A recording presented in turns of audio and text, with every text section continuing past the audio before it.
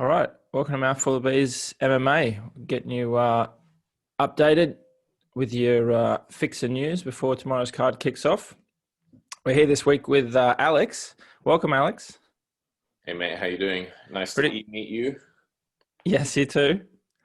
Um, I sent you a list of what we want to talk about, and then look at this morning, and there's just more news pops up. So, might be a little bit of a spanner in the works. I sent you a little thing about. I'm trying to predict what they're trying to do with Michael Chandler this week. Uh, and I'm trying to. It looks. I think they're trying to slot Connor in there. You reckon? Uh, I'm very interested in what they're trying to do. Of course, they had Ferguson and Poirier lined up, and then those two teamed up and said no to the UFC. So the UFC said, "Okay, fuck you both. We're going to bring in Chandler, and if one of you want the spot, you can have it. But now it's up to you if you didn't want to come with us." And so I'm thinking, who are they going to line up? Because I don't think they'll have Chandler by himself. But then news comes out this morning that Connor says that he wants to box. Box Manny in, I don't know where he said actually, but that lines up with UFC said that they're going to release or talk about that they're going into boxing, and they're going to tell us in a couple of weeks. So, sorry, too much for you to talk about there. Have you got any Connor opinions, and what do you think about the UFC boxing? With Connor, I mean, it's so much the boy who cried wolf now that at the minute I don't listen to anything. Nice. Yeah, I agree. To be honest, all I can say with someone like Connor is I just think he has,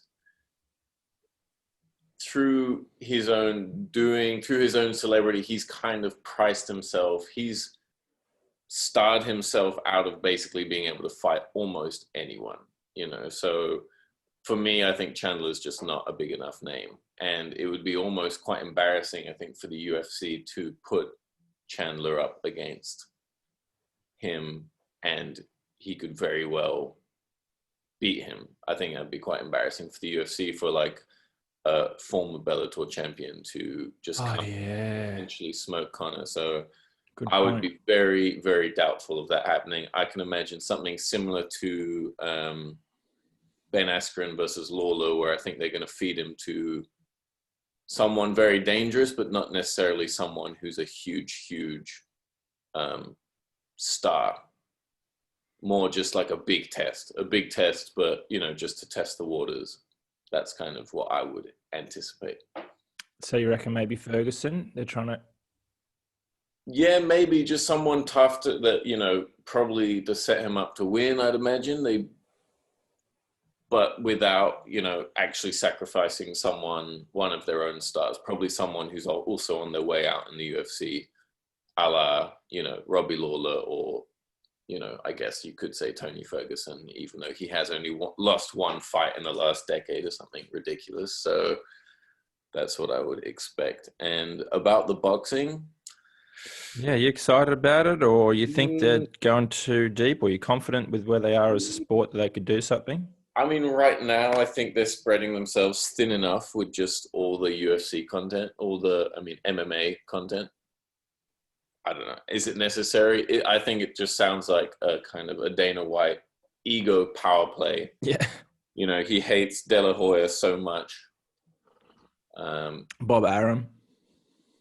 I mean, Dana White is just a bit of a dick when it comes to business. So when he's been threatening boxing for a long time, and I don't know how much I can believe it necessarily. But if they apply the same approach where, the UFC has notoriously made the fights that people want to see when they matter, if they can apply that to boxing, that would be great. But I mean, boxing is so convoluted, and there's so many different promotions or whatever it is. I don't actually understand how you can have 6 different heavyweight champions at the same time or some bullshit like that. So I don't know. It doesn't interest me. I'd prefer them to stick at same with Connor. I'd prefer him to stick at fighting the sport that he does best. Leave boxing for the boxers, hopefully Dana White can leave boxing for the boxers and just focus on making incredible MMA fights, which is what he's been doing for the last, decade or so. I think, that might be their angle, in that they think they can do boxing better than boxing has. Yeah. Interesting to know. If it's still that Zuffa Boxing, remember they had those shirts with Conor Mayweather, the Zuffa Boxing. If those two, what are those guys with the money called? The guys with the money. The two brothers who made the UFC. Oh, Fertitta brothers. If they still have the money behind it, because they're the Zuffa brand, I think, then maybe they might have a good shot at it. Anyway, yes, good. I like your point. Let's stop talking about Conor, because I think he timed his release of information just on the eve of you, just to get us talking. So we're suckers. I'm sucker. He always does that shit. I know. He actually said that he asked Dana if he could fight Diego Sanchez, and Dana said, I might lose my license if I make that fight. Yeah, 100%. Diego Sanchez shouldn't be fighting, period, let alone against Conor. That would be criminal. Let's talk about this week, and I know I'm a sucker for it again, but there hasn't been too many stories this week. Actually, I think the UFC is doing a card. They either stack a card super thick, or they run it off the headliner fight that everyone wants to see and do enough behind it that they call it UFC. And I think that this week's is kind of like that, but they haven't had many stories this week. I think they've kind of blown up that Issy and Costa meeting in the hallway story, but I found it interesting because Eugene Behrman, Izzy's coach, said they crossed each other's paths, then turned around. Issy came back and wanted to feel how his opponent feels this week. And then Costa's side said, oh no, they called Issy back. It's a bit of a stir up, but I don't even know if you will want to talk about it, but it's funny. I think they're really struggling for content. Yes. Hallway, I mean, I watched it briefly. It literally just looked like two fighters who really respect each other and are aware of how dangerous the other one was, kind of talking in a hotel hallway or something, and in spite of all the trash talk, kind of sizing each other up and being like, yo, you're big, you're big, I don't know. Izzy said you're skinny, I think, because it's absolutely nothing. It's just, like you said, I think the UFC has spread themselves quite thin on this card. They've got maybe 2 or 3 really exciting fights, and the rest is almost like no-name people, to be honest. So, and I've noticed recently they really just invest their marketing resources very sparingly on just a couple of fights, and then there'll be a card that you'll be like, what the fuck, this is even going on? They'll literally not spend $1 marketing some of their recent fight nights or whatever, so yeah, I think it's I don't really think much of it. I just think it's two fighters who really respect each other, and then actually probably when that footage came out, they were maybe both a bit embarrassed at how underwhelming it was. So then they're like, oh yeah, well, man, I think they both kind of respect each other. They know that the other one can potentially knock their fucking head off. So that was the result. All right. Well, what about something a bit more realistic? Izzy's coach said he's pretty sure Izzy's going up to light heavyweight pretty soon, whether it's after this fight. Is that something you like? I don't know. It's obviously on paper it sounds good when you can go for a second belt, and it definitely adds to your pound. What is it? Thingy per pound per pound status if you can go smack up some people in a different weight class. But I don't know. I mean, he's defended his title once. I think there's still a fair few challenges in the middleweight division. Maybe. I think if he went up to light heavyweight, it would be purely to goad John Jones, Yes. It would just be, it would be an ego move. Whereas I think right now he should probably focus on what's ahead of him and maybe cement his legacy as a middleweight great before he starts going other places. But that seems to be the inevitable route of kind of the current UFC megastars, McGregor, I mean, Cejudo, if you want to call him a mega star or a star, you know, it's just kind of like He's triple C. He's got all the gold. Triple C.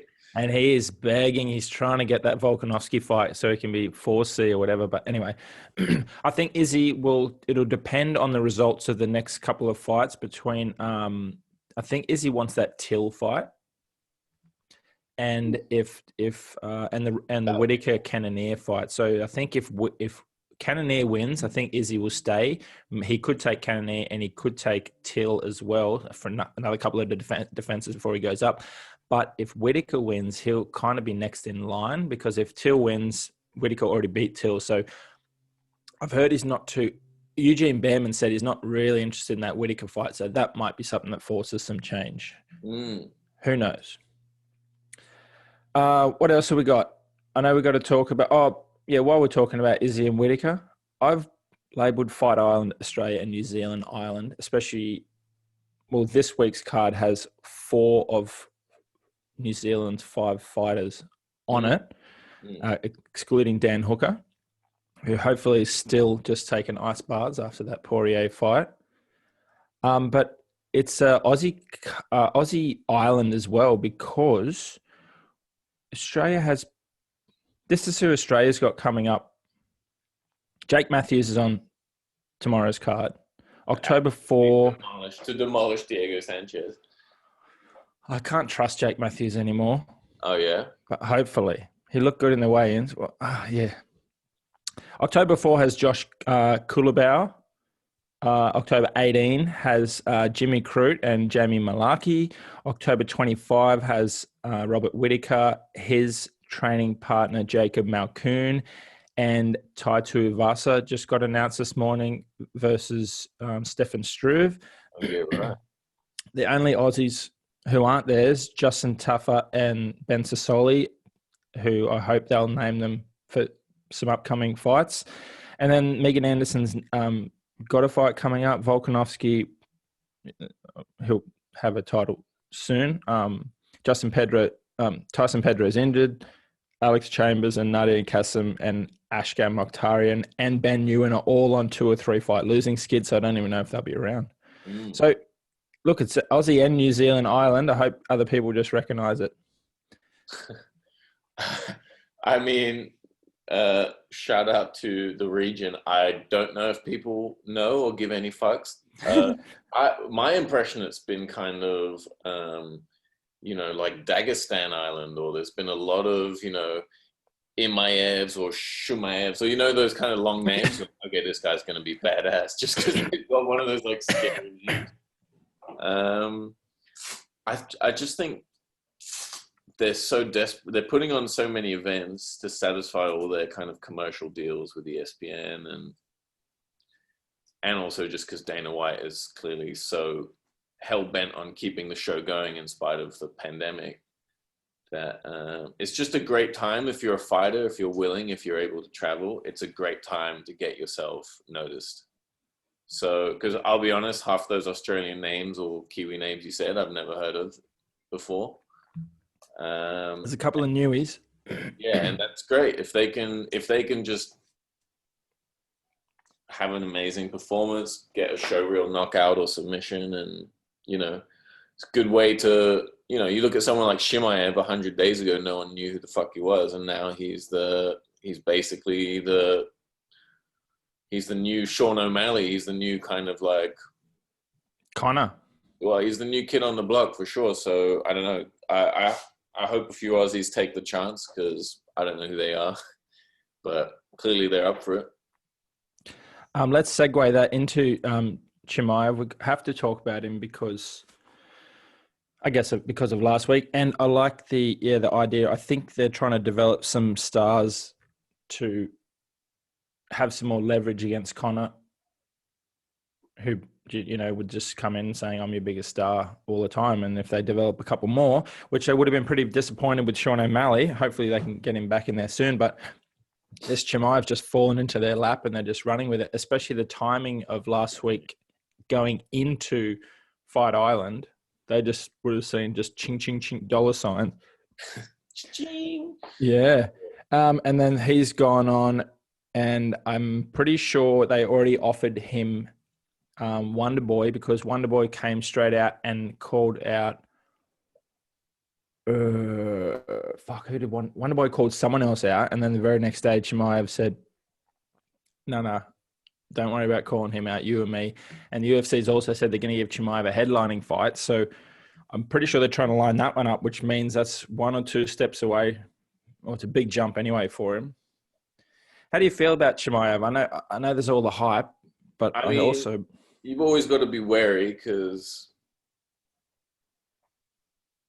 especially someone like that, it reminds me a little bit of Ngannou. Remember when he was just smoking people in such little time that you just had you actually had no bearing of what he could be like in a 3-round, 5-round fight. Yeah.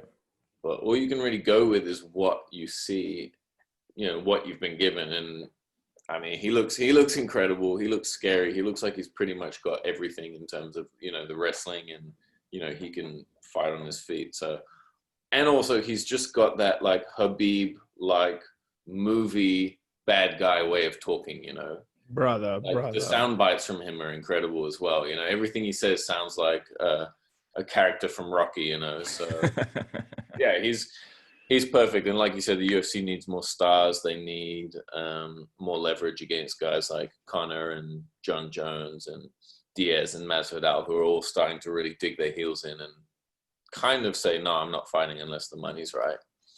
I mean, that's why they're saying Poirier and Ferguson fell through, right? Is Poirier wasn't happy with the money. Yeah.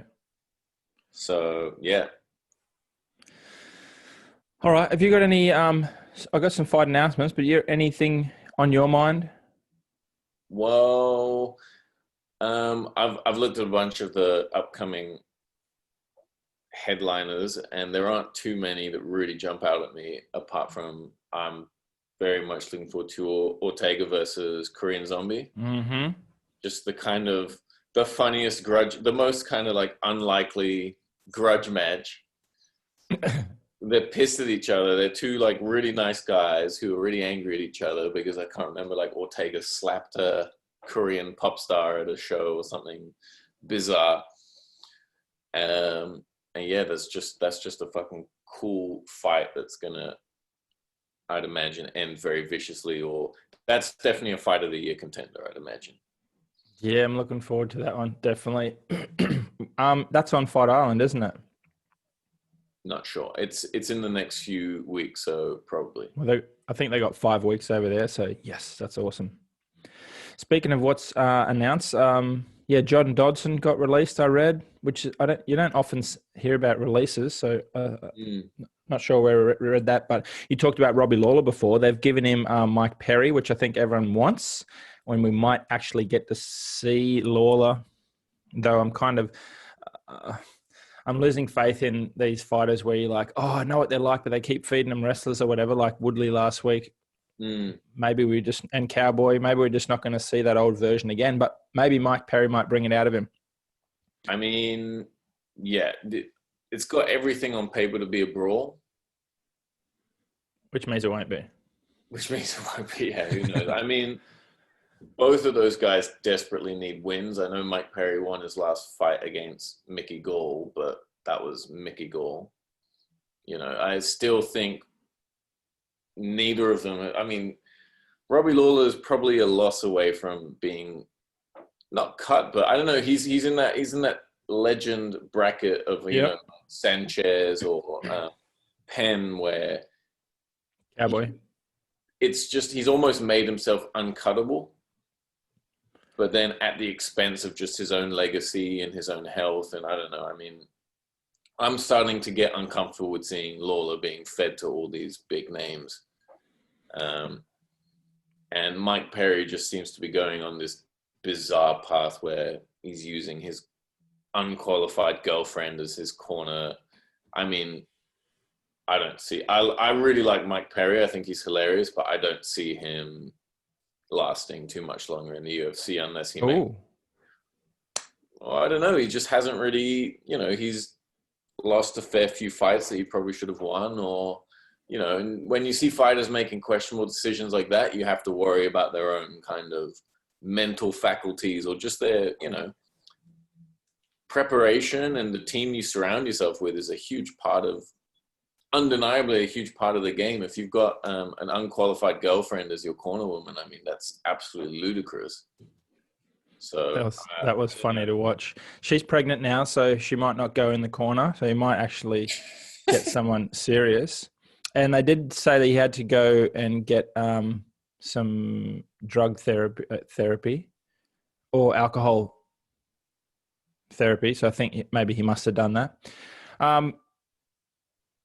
Yeah, what they might do with Lawler and Cowboys, what they do with Anderson Silva is just hold on to them as long as they can so that when they do release them, no one else gets any value off their name, no other organizations, which means we might see less of them and they might just use them for, not gateway fights, hopefully.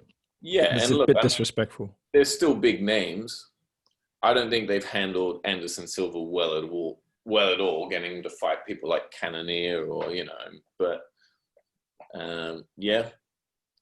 use them for their marketing name. I just think fighters like that, you should just tee them up for fun fights, you know, like kind of like what they're doing with Diaz now. Not that they get to do it very often, but, you know.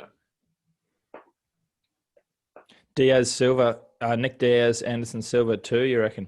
Lay down on the floor. That'd be great. All right. Also, they threw in, they got Nikita Krylov and Volkan Ozdemir, Dvalishvili. Someone's accepted a fight with him, which is Cody Stamann. So respect to Cody Stamann. Santos and Teixeira has been rebooked again for November 7. And Marvin Vettori has got a fight against Akhmedov, who just lost to Weidman. Okay, let's get to the card this week. I just had a look at the weigh-ins. Pretty normal. There was two overweight. One was Zabira Tukugov. Even though he came in early, he was 5 pounds over. They're in Fight Island right now, yeah? Yeah. That motherfucker's been in Dubai probably for the last 3 months with Khabib. How did he come in overweight? Yeah, that's the question. I mean, this is the first fighter from that group who is without the father now. But yeah, he should have had a lot of prep.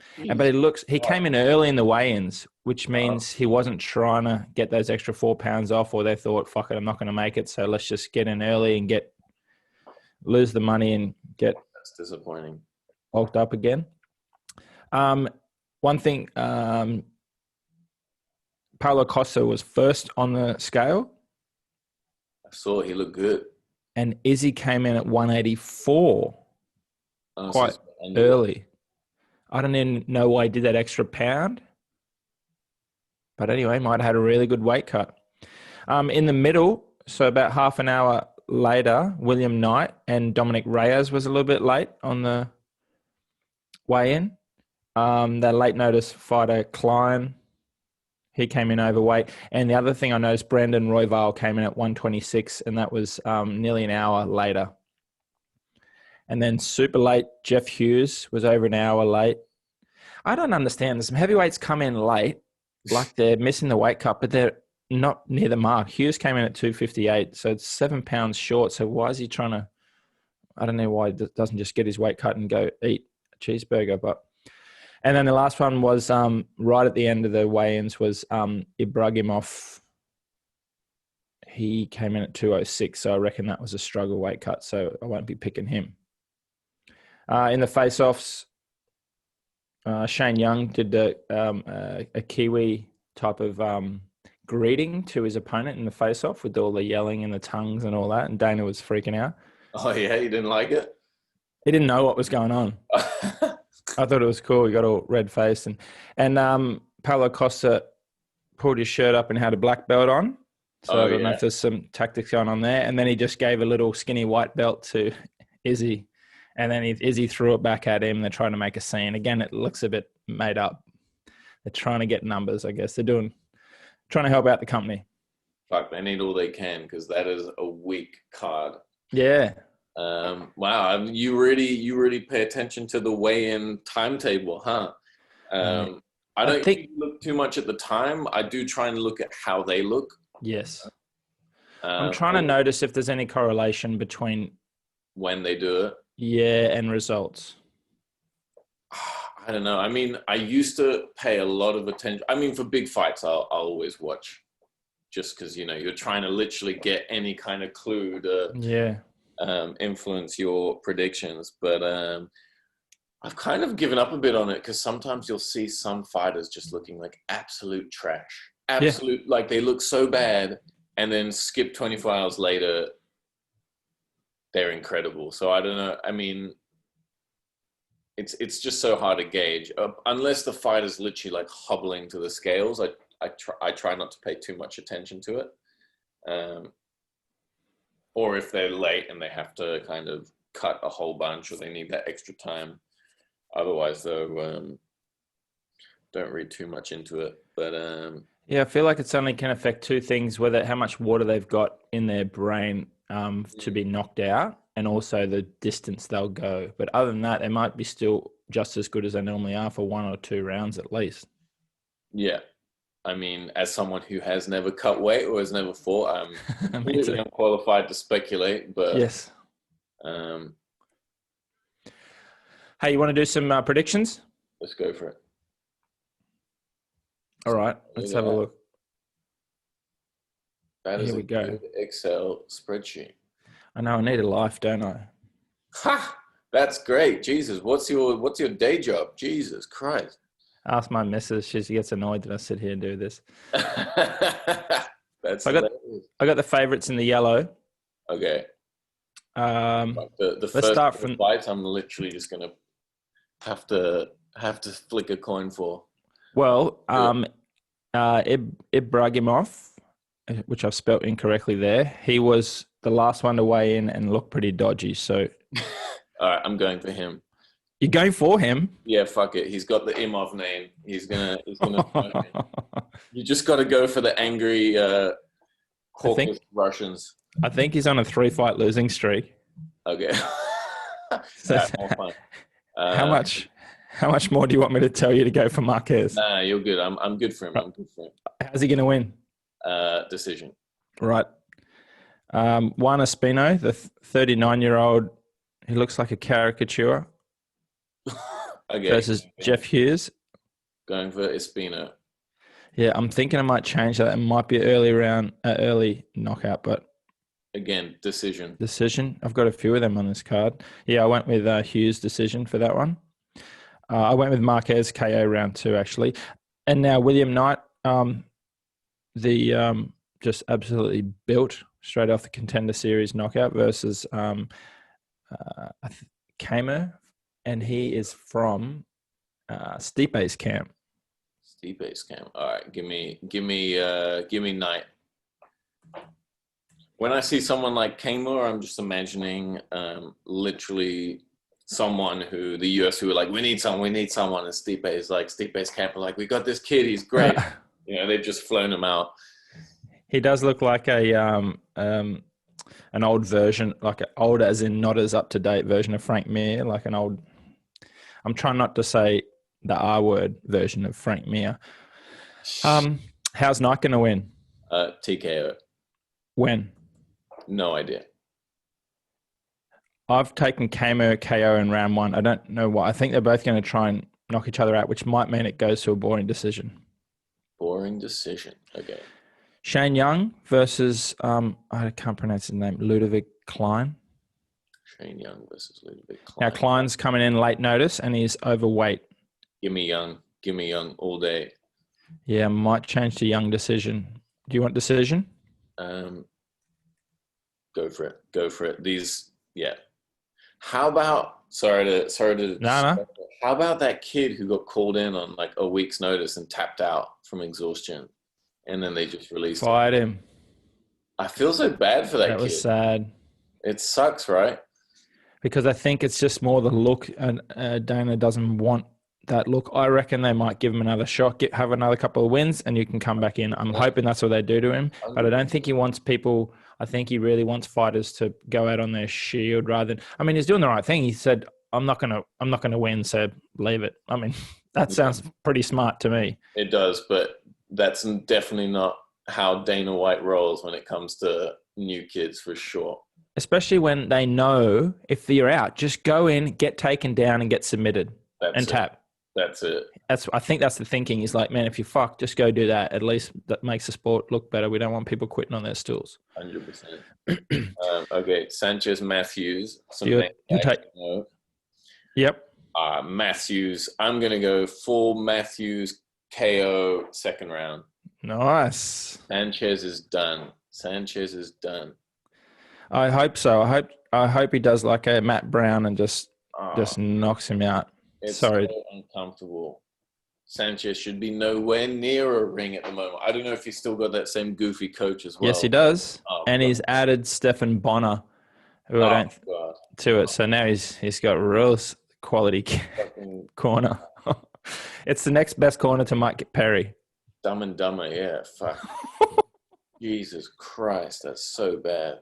I've taken Matthews by decision. Now, one of my favorite fights I'm looking forward to is Brad Riddell. I like watching him fight. I've only seen him twice, but you saw when Luke Thomas got Brad Riddell on to talk about the pre-fight between Volkanovski and Holloway. Oh, no, it was someone else, but Luke Thomas really respects Brad Riddell's opinion on striking. Well, there you go. You got to go Brad Riddell. And then I look at Da Silva. Da Silva's record is 21-2. Jesus Christ. I know. I don't know what's going to happen, but I'm going with Riddell decision because they might just try and outsmart each other. What do you reckon? Go Riddell for sure. I mean, Luke Thomas rarely has biases when it comes to fighters, but the fighters he does kind of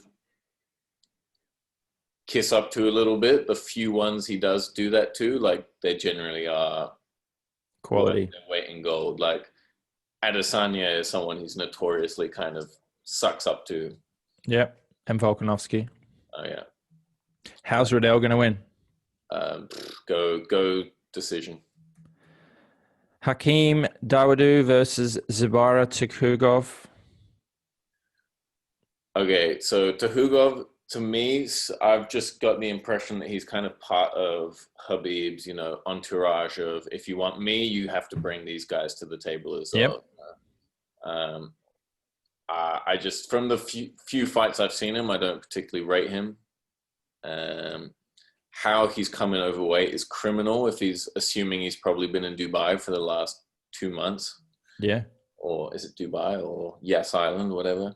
Abu Dhabi. Yeah. Dawodu, when I've seen him fight, he's just an angry young man. Like, he's scary. He wins fights and he still looks angry at life. So he's just an intimidating. His nickname is Mean.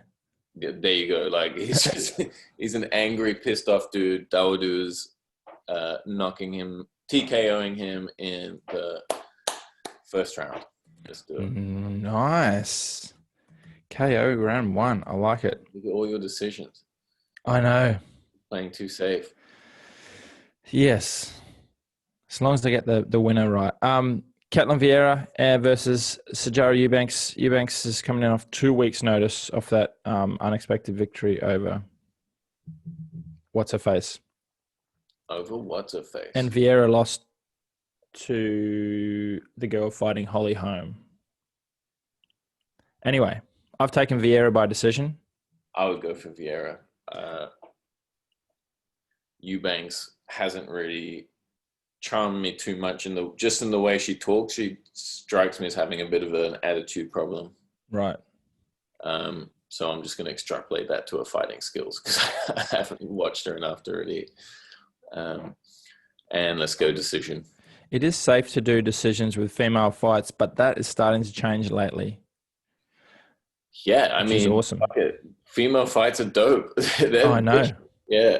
I remember back in the day, I used to be kind of a bit cut when there were girls higher up on a card, but now it's like, you're good to go. They're fun. Yeah, man.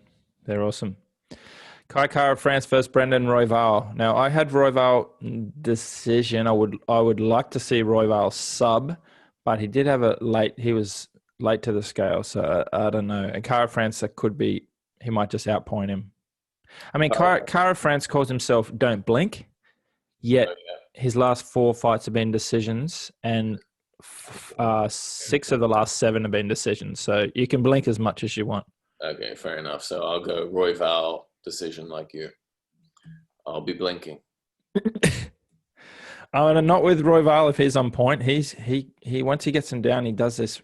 He goes submission attempts after submission attempts so quickly. I love that type of ground fighting.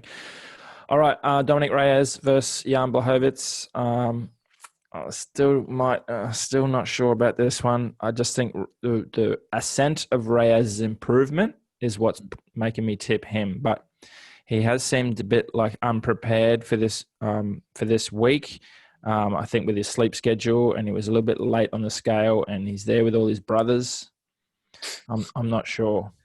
Fucking hanging out with his brothers, son Yeah. of a bitch. I would go. I'll just go Reyes. Reyes knockout first round. I think Wow. he won that fight against Jones. He is the champion, so he's gonna officially become it in dominant fashion. Right. And then Adesanya versus Costa. Decision, huh? My heart. I would like Adesanya falls in that bracket of fighters who, even though I kind of like him, I'm almost always exclusively wanting him to be knocked out, just because he's one of those fighters you just want to be taken off their peg a little bit. Yes. Which is weird because that's completely not good for the sport. And it's strange that we want to do that as humans, but I think it's human nature. If someone gets too far ahead, we want to bring them back with us. Yeah, it's almost like you can't imagine that someone can be that good at everything, and also be good at talking. You're like, all right, fuck this guy. He's got to lose and just make me feel more okay with my mediocrity. You're right. Okay, so I would like Costa to just absolutely demolish him.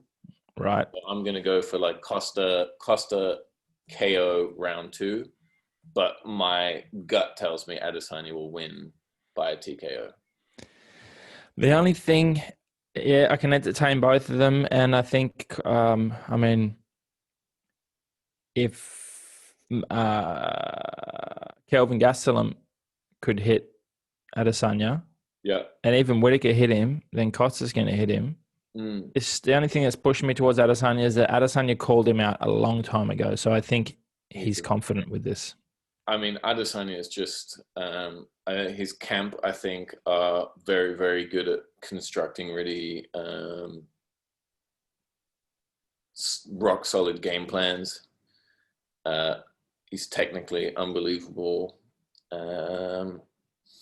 and he knows how to fight against. I mean, you see from the Romero fight, he knows how to fight against someone who can potentially smash his face off. Mm-hmm. I just think Costa's going to bring it a lot more than Romero. He's just going to, I think there's no way of avoiding a fight. Costa's going to bring it, and potentially with devastating consequences. Do you think it's going to go to the ground? I hope not. Probably not. I hope not. Yeah, me neither. All right, Alex. Awesome. Thank you for that. Have you got any shout outs? Anything you want to plug? Say hi to your mum. Shout out my fucking $200 Jorge Masvidal. Respect. Look at that. Paid extra for the signature. Wow. I know. Have you seen these? No. I've heard about him. MMA bobblehead. This cost me $200 fucking dollars, but I was just like, this was pre-pandemic when money was not quite so tight, and I was just like, I want it. Nice. That's like me with t-shirts. I'll keep you through the guy makes some fucking cool bobbleheads. Yeah, I think Ariel gave him a big shout out recently. His bobbleheads are dope.